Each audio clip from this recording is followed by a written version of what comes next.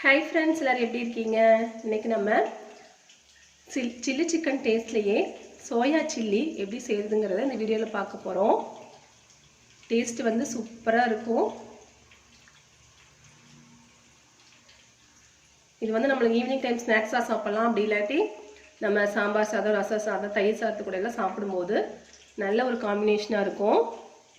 இப்போ நம்ம இந்த டேஸ்டியான soya chilli ரெசிபி எப்படி செய்யறதுங்கறத வீடியோக்குள்ள போய் பார்க்கலாம். soya chilli செய்யிறதுக்கு நான் வந்து ஒரு 2 கப் அளவுக்கு சோயா எடுத்துர்க்கேன். பாருங்க இது வந்து ஒரு மீடியம் சைஸ் சோயா.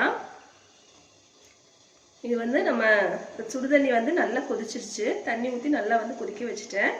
இப்போ நம்ம வந்து சோயாவை சேர்த்துக்கலாம். சோயா சேர்த்து நல்லா கலந்து விட்டுக்கலாம். இது வந்து ஒரு 2 நிமிஷம் இருக்கட்டும். 2 நிமிஷம் கழிச்சு நம்ம ஆஃப் பண்ணிடலாம். இது வந்து ஒரு 2 நிமிஷம் ஆயிடுச்சு.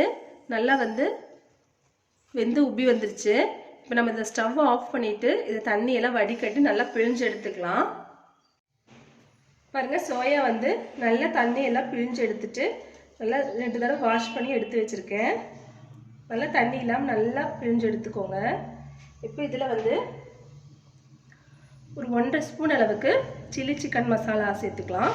காரத்துக்கு மிளகாய்த்தூள் சேர்த்துக்கோங்க. உங்களுக்கு எந்த அளவு காரம் வேணுமோ அதுக்கு தகுந்த மாதிரி சேர்த்துக்கோங்க. உப்பு கொஞ்சமாக எடுத்திருக்கேன் தேவையான அளவு. கார்ன்ஃப்ளவர் மாவு ஒரு 1 ஸ்பூன் எடுத்திருக்கேன். இதெல்லாம் சேர்த்து மிக்ஸ் பண்ணிக்கலாம்.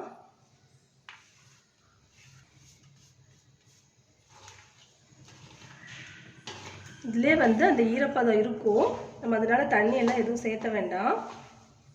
நல்லா வந்து இதை மிக்ஸ் பண்ணி விட்டா போதும். பாருங்க நல்லா வந்து மிக்ஸ் பண்ணி எடுத்தாச்சு. இது வந்து ஒரு 5 நிமிஷம் இருக்கட்டும். 5 நிமிஷம் கழிச்சு நம்ம பொரிச்சு எடுத்துக்கலாம். ஒரு பாத்திரத்தில் எண்ணெய் வச்சு எண்ணெய் காஞ்சிருச்சு. இப்போ நம்ம சோயா சேர்த்துக்கலாம். இது நீங்கள் வந்து 1-2 அப்படி கட் பண்ணி சேர்த்துக்கலாம். அப்படி இல்லாட்டி முழுசாக கூட நீங்கள் இந்த பிரட்டிக்கலாம். இந்த மாதிரி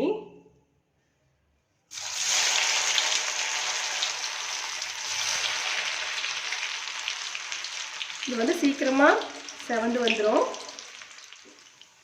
பாருங்க நல்லா செவந்து வந்துருச்சு. நம்ம இப்போ எடுத்துடலாம்.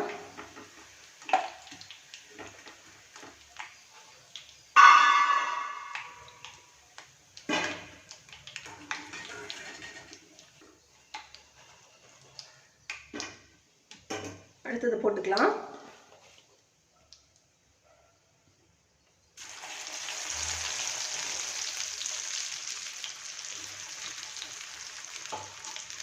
எண்ணெய் வந்து நல்லா காஞ்சதுக்கு அப்புறமா போடுங்க. அப்படி இல்லாட்டி வந்து சோயா எண்ணெய் உரிய ஆரம்பிச்சிடும்.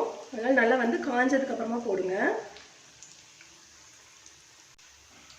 பாருங்க இதுவும் செவந்துருச்சு. எடுத்துடலாம்.